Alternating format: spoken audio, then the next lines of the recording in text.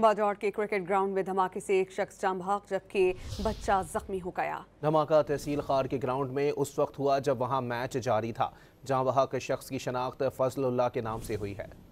बाजौर के cricket ground में धमाके से एक शख्स जाम बहक जबकि बच्चा जख्मी हो गया। धमाका तहसील खार के ग्राउंड में उस वक्त हुआ जब वहां मैच जारी था।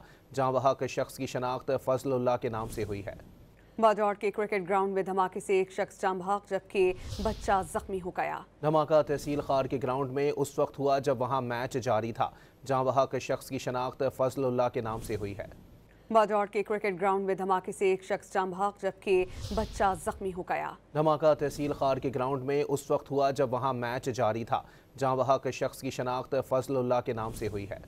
बाजौर के क्रिकेट ग्राउंड में धमाके से एक शख्स जाम बहक जबकि बच्चा जख्मी हो गया। धमाका तहसील खार के ग्राउंड में उस वक्त हुआ जब वहां मैच जारी था।